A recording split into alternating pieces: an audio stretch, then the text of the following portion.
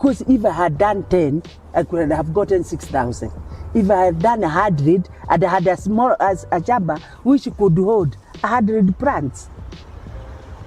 So it is the way you take this thing, the poverty, the way you take poverty, how you want it. So if you embrace it, here it comes, it goes with you. If you tell it you don't want to hear of it, it gets away from you. Poverty is a state of mind.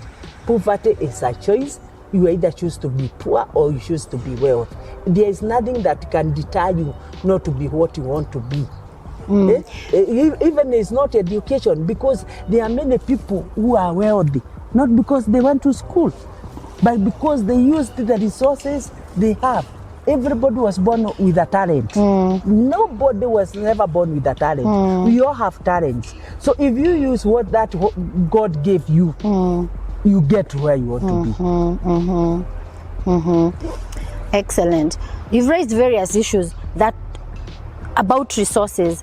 Wealth actually is the multiplication of resources, but most people subtract and at best add and divide the resources that they have.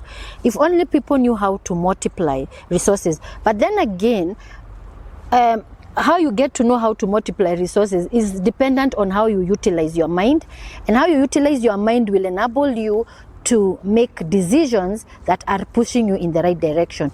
Even the people that you meet are determined by what is going on in your mind. And one thing I discovered about the mind, you know how people say God does not sleep? I think it means the mind, that it means mind, because the mind does not sleep. When you go to sleep, your conscious mind is sleeping, but your subconscious mind continues to do the work.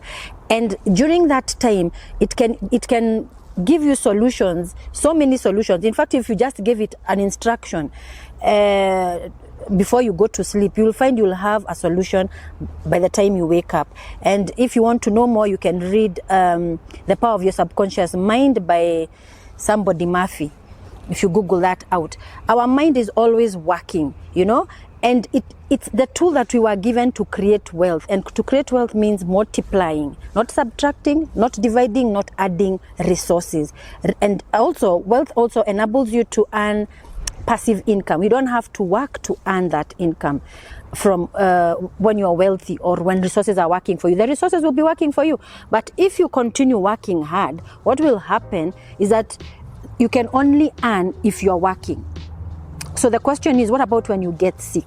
What about when you lose your job? You know, in developed economies, they tell you to have an emergency account, which you have saved money for 6 months. You know, in this country, it wouldn't even work, because chances are in 6 months, you will not have found a new job. So bottom line, you have to start acquiring what we call an abundant mindset.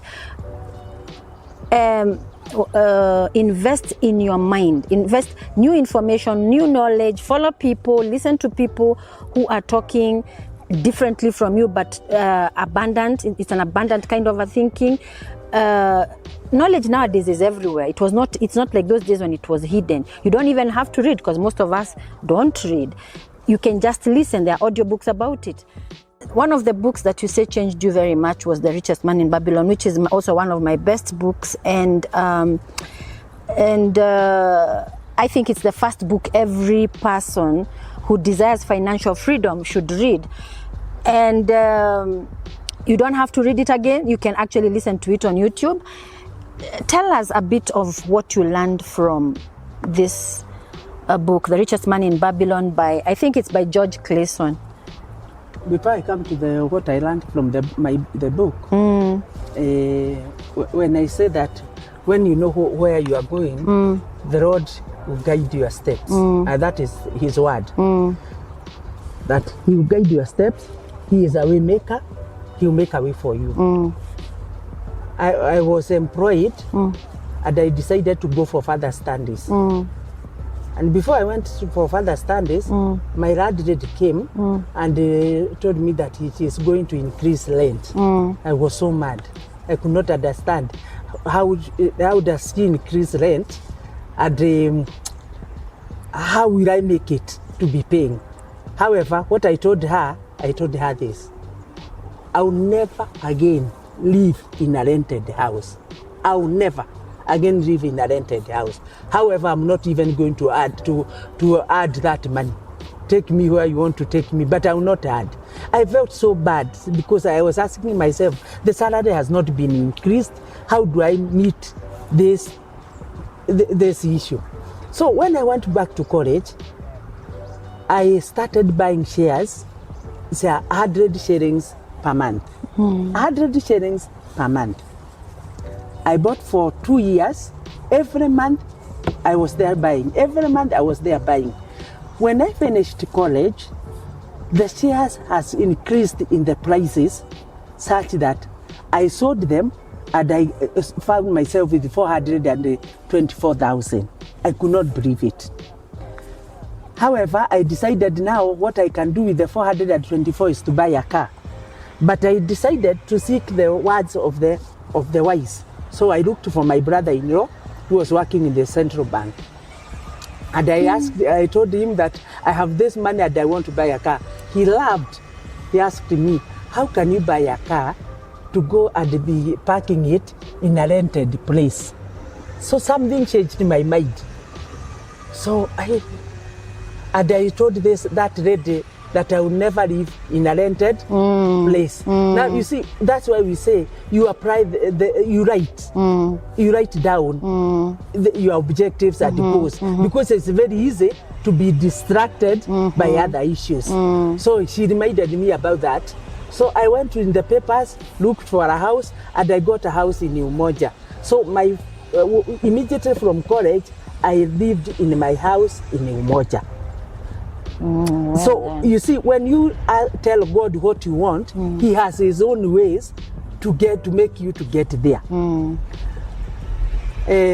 However, this book. If I can just talk about that, because we'll go to the book. What I have gotten from you is about the power of the spoken word. Yes. Because you had told your landlady, you're not going to live in that house again. You know, your mind started working, and because you're a believer, also God started working on your behalf because you stay focused. What happens is that most people, they desire stuff, they tell it to God, and then they go speaking negatively. The power of the spoken word. Yeah, yes. It bears fruit. Yeah. Okay. The words are seeds. Yes. And when you speak, yeah, you have planted them. Yes. And one time they'll bear fruit. They'll bear fruit. Yeah. So you need to be very careful what you say, how you prophesy about yourself. Yes, because you are a prophet. You need to prophesy to yourself good things, and even to your children.